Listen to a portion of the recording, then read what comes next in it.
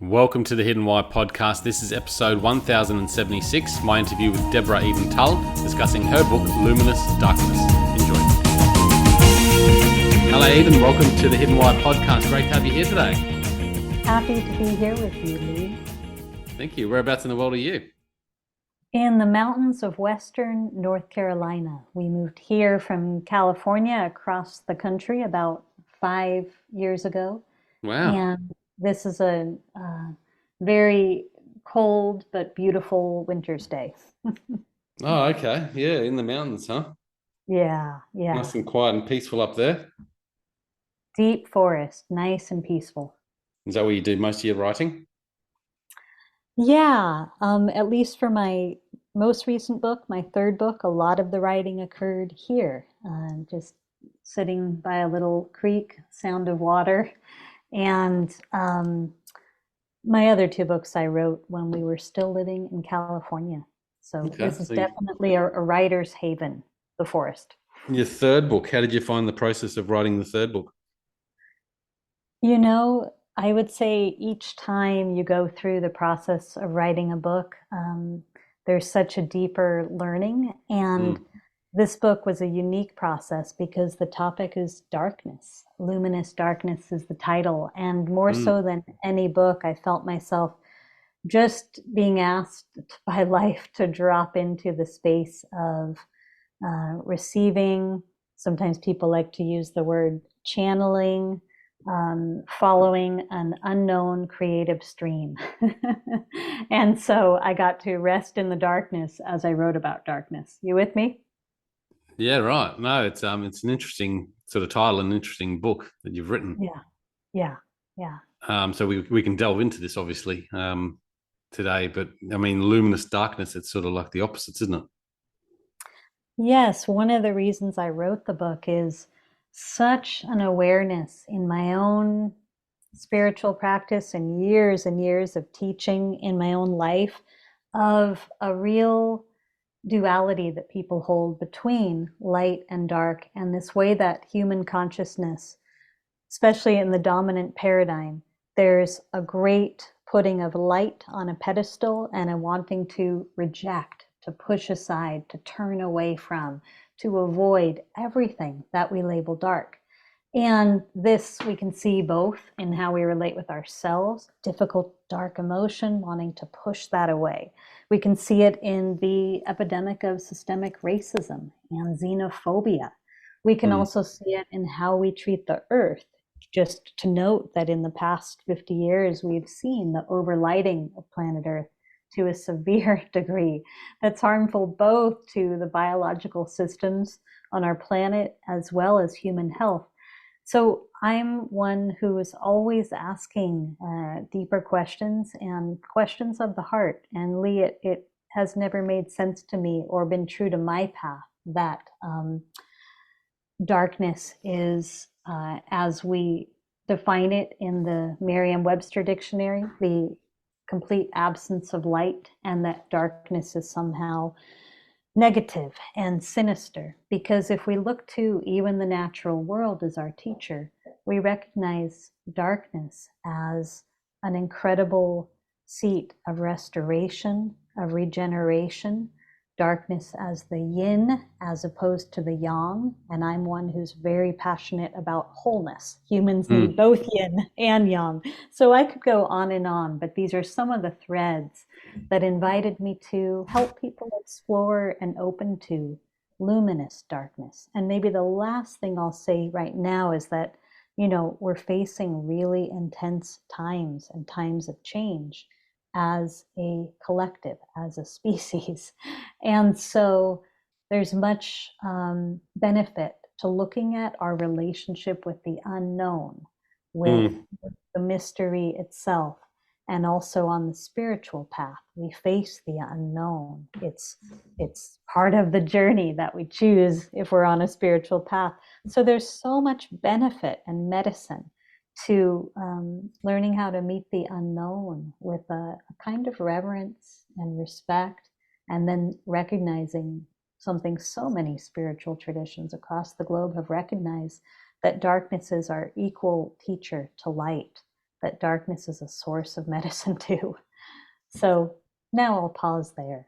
That's so there's light in dark is what we're saying, is what you're saying. Because I mean, when you think of darkness, yeah, you do think of the absence of light, or yeah, very negative sort of thoughts anyway, conjured up.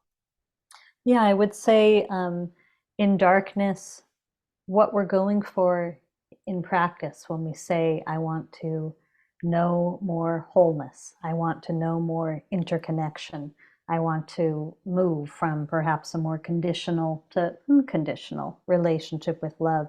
Darkness is a great instigator of remembering those experiences, those truths. Yeah. Yeah. Do you think? I mean, you sort of said that now more than ever we're going through these difficult times. I suppose a lot of change. I mean, we've always done that in the history of humanity, right? This is true.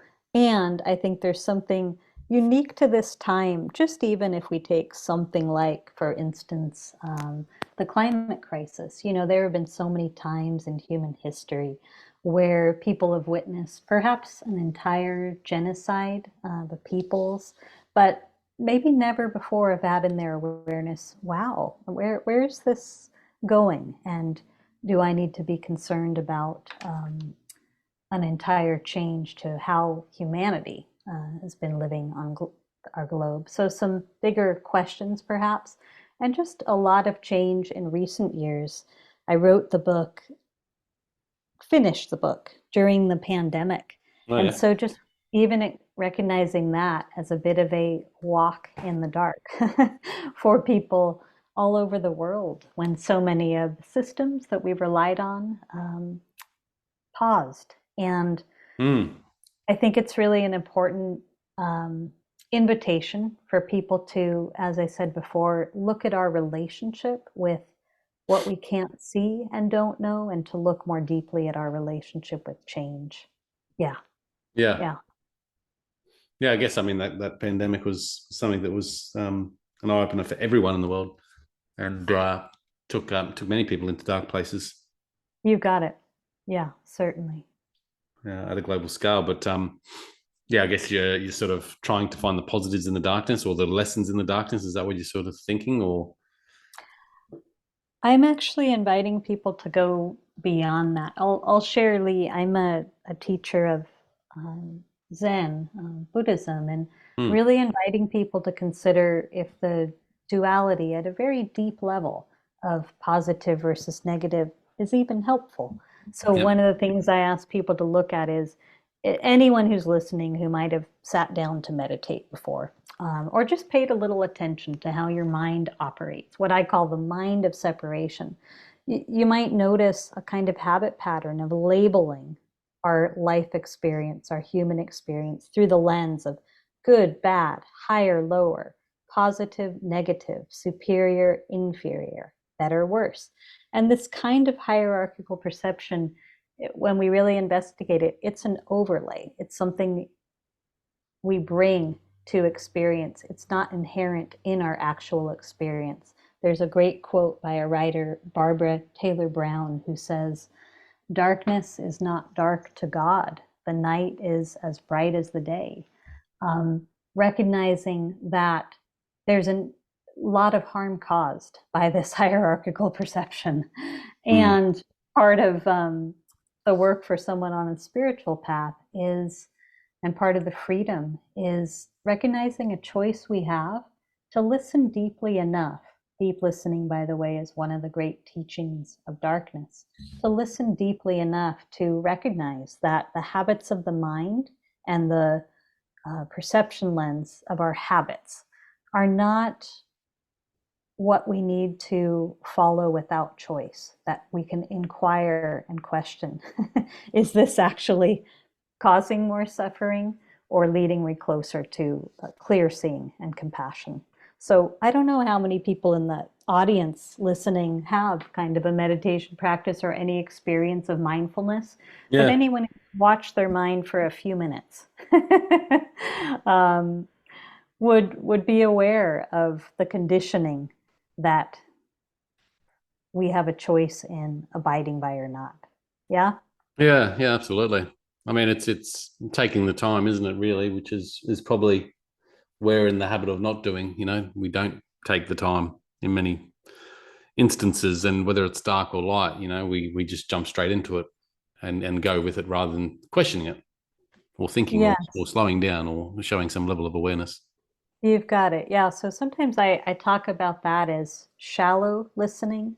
I teach that how we listen is how we perceive. How we listen is how we perceive. And oftentimes people are just kind of in the habit of listening shallowly. We literally consume our thoughts and believe we are our thoughts, and even thoughts that are negative spirals or negative self-talk, as we sometimes talk about it, goes Mm. unquestioned.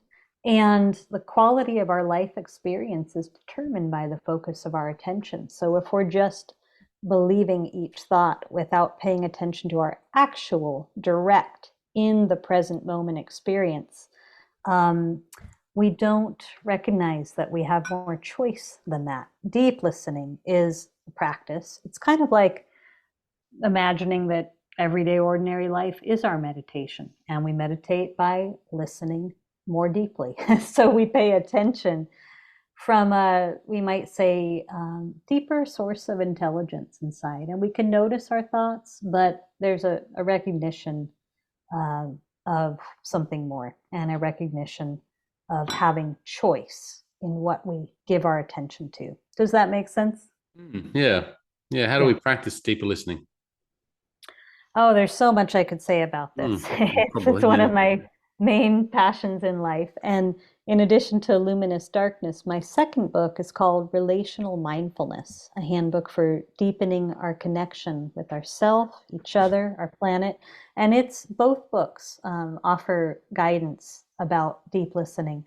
But a few basic things I can say. Mm. One is just for people listening right now to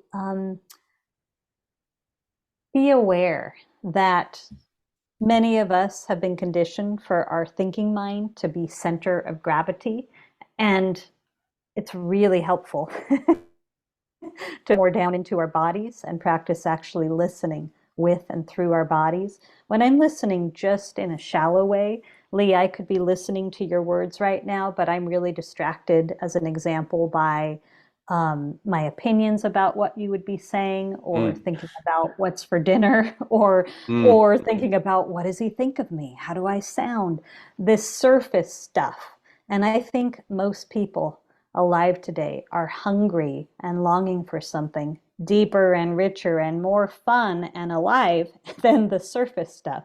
So Yeah. when we drop more into our bodies, there's a way that we can listen both to words that are being said, but also to the more subtle, to the feeling behind someone's words. We can listen both to how we're feeling as we're listening. We can pay attention if we want a close connection with the natural world, which is so nourishing. We can learn to listen in the moment. Listening Mm. to life as it unfolds is one way I describe meditation. Yeah. Yeah, I yeah. guess the mind's so distracted. I mean, as you're talking, then my mind's always going everywhere. So I do struggle, like most people, I guess, to sometimes focus fully and listen more deeply.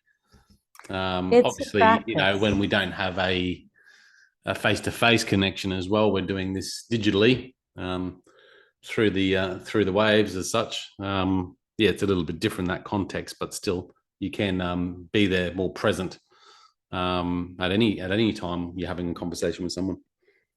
Yes, yes. And one of the things I read about darkness, just think for a moment about, um, you pointed to it before, but how distracted many people are in today's world. The extra added distraction that I know my parents didn't have, of the iPhone and computers and social media. This way, the way I talk about it in my book is, in addition to the overlighting of planet Earth, perhaps we're experiencing the overlighting of human consciousness, a world filled with bright lights and artificial poles distracting our attention, also relating light to speed and productivity. Let's get something done and Mm. busy schedules.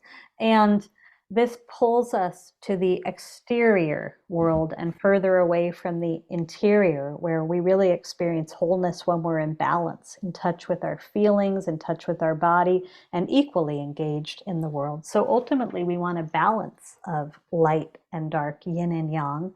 But in this world of great distraction and bright lights, it helps to have some kind of practice of pausing, of slowing down, of recognizing by even closing our eyes the habit pattern of being caught in what we might think of as, with eyes open, the mind that's fixated on detail and discrimination.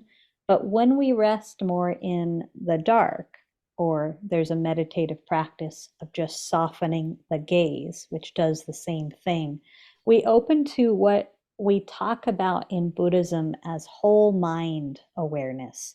Again, thinking mind is not center of gravity. I'm dropped into my body in a much more grounded, peaceful, connected way. And I'm taking in the world without putting everything through the mind filter Mm. of good, bad, right, wrong, positive, negative.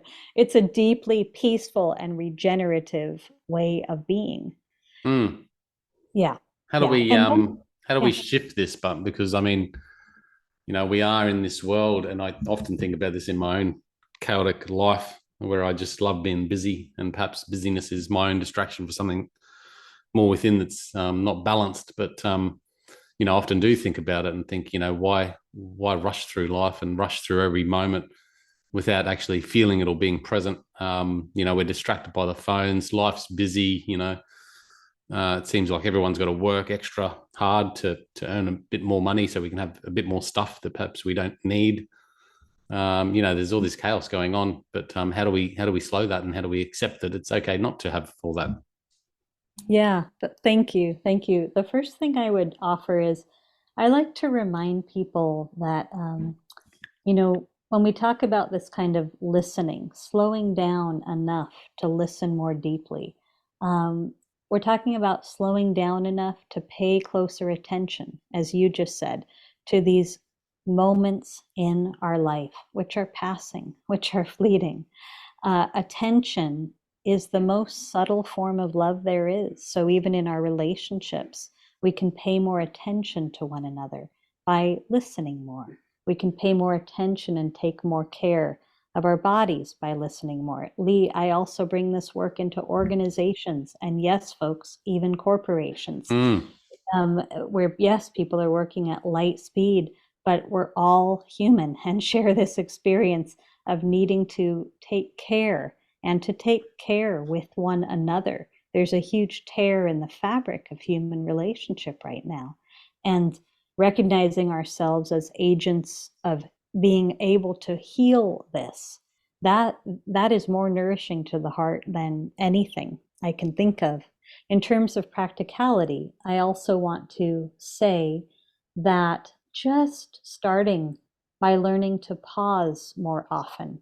So, an acronym people might enjoy, the word Yep. STOP, the S for stop, the T. Take a few mindful breaths. Just take a few breaths.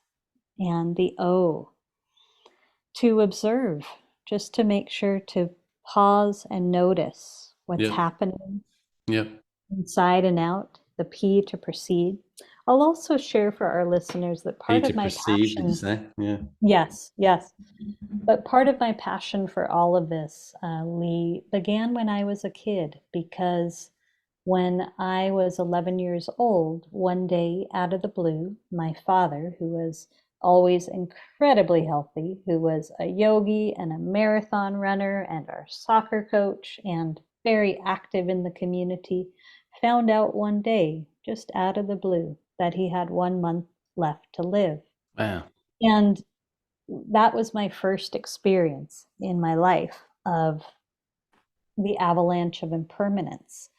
And it informed my whole life going forth, because not only did I recognize there isn't time to waste and there isn't time to not be here for. I want to savor this life because it could be short. But also, Lee, I got to watch my dad, who had a contemplative Christian practice in his life, bring his life to close with gratitude and Hmm. grace because he was so present. And that's an incredible teaching to offer a young person. Yeah, You right. with me? You're very Yeah. wise for a young girl. Yeah. Yeah. Well, to Well, be able it, to take that teaching, I suppose, at that age, I think is more paramount for you. And then yes. be able to use that to direct your life. Because, I mean, I fortunately, or unfortunately, depending on your perspective, didn't have that sort of experience, you know. I just lost my father last year, and that was my Mm, awakening. mm, And certainly, I mm. think for anyone that has that loss, that is where you go, okay, this is life. It can be taken any moment, really. Um, Yes. and I think as you age, Yes. generally, you start to realize that as well. But again, in this modern age where our attention's stolen from everyone else, and we never really seem to pause and connect within to know which way we're directed. So, whilst you might be saying this is how we should be living life to make sure we're maximizing the moments, potentially we're doing it in unmeaningful ways, I suppose. I hear you. I hear you. Yeah, and I want to say I'm sorry to hear about your dad and that loss, and just the intensity of Hmm. a waking up we go through uh, when we're reminded of life's impermanence, and also in the same way that darkness is a teacher, just as light is. Yeah. It's carried in that example, those Hmm. experiences that really invite us to reflect a little more deeply on what we want our energy to go to. May I share a quote that I've always found useful? Please. Yep. There's a quote by a Tibetan Lama, Tartang Tolku, that I also heard at quite a young age, and it's energy is our most precious resource, for it is the means through which we transform our creative potential into meaningful action. And he goes along in this particular teaching to talk about, just like you're saying, when we're young, we just feel full of energy and we're not particularly mindful of our energy and what we put it towards. Why would we be? There's almost an illusion that this is going to last forever. Hmm. Good health, good fortune if we have that, whatever it is. And as we get older, we become more viscerally aware that we have finite energy.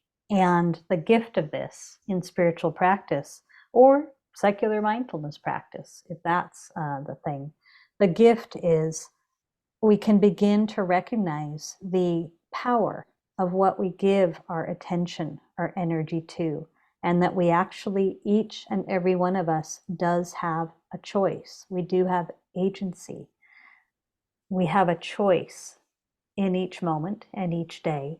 And so it's easier than we think, is what I want to offer, to begin or to deepen our redirecting of our energy to what is actually going to bring us the most joy, the most peace, what is the most authentic for each of us. Hmm. Yeah, yeah. I think it's important to remind people of every age that we do have this choice and that we can help one another with it. Yeah. Yeah. I question helping one another with it. And I also question the ease of doing it because I understand exactly what you're saying. You say that we have that agency, we have a choice, and it's actually easier than we realize.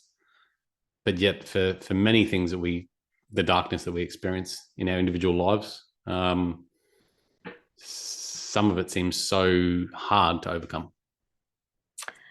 Hard to overcome. And what I'm encouraging is actually more of a being with it and meeting it with compassion. And folks listening, I don't Mm. believe that that's hard. Yeah. Luminous darkness, I talk a lot about how to turn towards rather than away Yeah. from that which makes us uncomfortable, from our pain, yes, our traumas, from those difficult places inside. This is one of the challenges with a society that has for so long valued light over dark, is that it hasn't enabled us to cultivate and develop a really strong emotional intelligence. Yeah. But in this book, I talk a lot about, and I offer very simple, direct tools, how to turn towards that which feels difficult inside, how to turn towards those parts of us that we've maybe labeled shadow or judged and rejected and tried to push away, those difficult emotions, how to befriend the night is the metaphor I use. And it is easier than we think, Yeah, right. because we're all made of a great deal more compassion than we know. It's also something we can help one another with, because this kind of presence, this kind of compassionate being with that I'm talking about, it's contagious. You really feel it when you're in the presence of someone who's embodying it. And the more we start to turn towards those things we pushed away, the more we develop a discomfort resiliency Yeah. that I believe we need so much more of in today's world. Mm. No, you make Discomfort some resiliency. Yeah. absolutely, and that's probably the issue in many ways is we don't want to be uncomfortable. Yes. And yet, in the process of trying to avoid discomfort, we take everything that we find negative or hard to be with, and we put it under the label of darkness, and then use that to justify pushing it away into some closet somewhere. And all that happens there is that it remains in isolation. All healing occurs when we bring things out of isolation. Healing occurs through relating with life, through our Mm. relationships, Mm. through our compassionate relationship with ourself. And I tell you, I write in the book a lot about my life path and all of the twists and turns that people would label, wow, what a difficult, dark experience. How did you get through that? What a difficult, unfortunate series of events. And because I knew that what I'm here for is love, and because I was willing to uh, do just this, turn towards rather than away, and to continually say, let me meet this darkness with curiosity instead of my mind's assumptions and judgments. Um, all of those things that have occurred have strengthened and fortified me and put me in touch, to be honestly, with a far greater joy than I had ever known before. Because grief and joy are two sides of the same coin. If we're pushing one away, we're pushing both away. Again, this is part of our emotional intelligence that I'm talking about. Mm. That's interesting. So grief and joy, if you're pushing one away, you're pushing both away. Yeah, we're pushing away our feeling capacity. And, you know, perhaps just something to investigate, people listening, maybe there will be something here for you. I don't know, Lee, but sometimes people find that the busy mind, thinking, um, and also the busy schedule, doing, that this is part of a kind of tendency to try to push something away. If I can keep busy, then I don't have to really feel. If I can keep trying to Mm. label and understand everything that happens through my rational mind, then I don't have to actually face the unknown. In Buddhism, one of the biggest teachings of wisdom is learning how to rest in not knowing, because that's the place, the darkness, the not knowing. Sometimes we talk about beginner's mind, where fresh perspectives and clearer seeing than the thinking mind can hold is able Yeah. to emerge. Does that make Mm. sense? You Yeah, with yeah, me? yeah, Yeah, absolutely. Yeah. yeah, Yeah. yeah. No, it's very refreshing thoughts, really, and lots to ponder with. So when we're listening to this, it's likely most people will go away and keep busy with their day rather than taking the time to just reflect for a while on what you've said. So some powerful thoughts shared today, Eden. Thank you. You're very welcome. Thank you so much for your questions and your time. Really appreciate it. Good luck with your book. I'll stick a link to the book in the show notes for those listening. How can people best reach you, Eden? Where can they connect? Thank you. People can find me at my website, DEBORAHEDENTULL.com. People can work with me in all kinds of ways. There are both in-person retreats and a whole lot offered on Zoom. We have a weekly meditation group on Tuesdays, international. And I would just share, Lee, that one of the best compliments that I receive often is that joining me and joining my community on Zoom does not feel like being on Zoom. That it really feels like being in person in authenticity and realness and down-to-earthness. That's lovely. And joy. So again, thanks for your time. Thank you. I'll stick the link to your website in the show notes and a link to the book as well, guys. So check it out at thehiddenwhy.com and connect with Eden further. And thanks again, Eden. All right. Be well. Till next time, guys. Peace, passion, and purpose. See you soon. Thanks, guys, for listening to this episode. I hope you enjoyed what you heard. I hope you love what you're hearing. If you like this episode, guys, or any of the episodes that you're listening to here at The Hidden Why, please do me a favor by sharing it. You can share it with your families, you can share it with your loved ones. You can do that by using your favorite social media channels, using the icons on the platform that you're listening to The Hidden Why podcast. Also, guys, if you're a fan of the show, please connect with me. Connect with me at thehiddenwhy.com. I love to hear from you. I love to converse with the people that listen to this show to find out what they enjoy, what they don't enjoy, and perhaps if they have any questions or feedback for the show as well. You can stay up to date with all that I'm releasing here, guys. I do a solo show every Monday, a 3-minute thought every Thursday. I do 2 interviews a week on a Wednesday and a Saturday, and a book review every Friday. You can stay up to date with all that by subscribing to my newsletter at thehiddenwhy.com. Just enter your email address there, and also subscribing to the podcast on the platform that you choose to listen to your podcasts.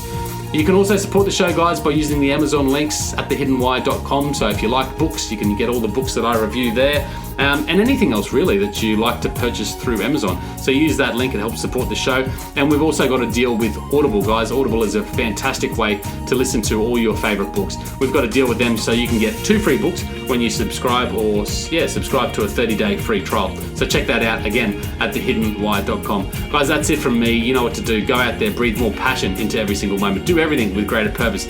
And in doing so, you will discover your hidden why. This is The Hidden Why. My name's Lee Martinuzzi. Until next time, peace, passion, and purpose. See you soon.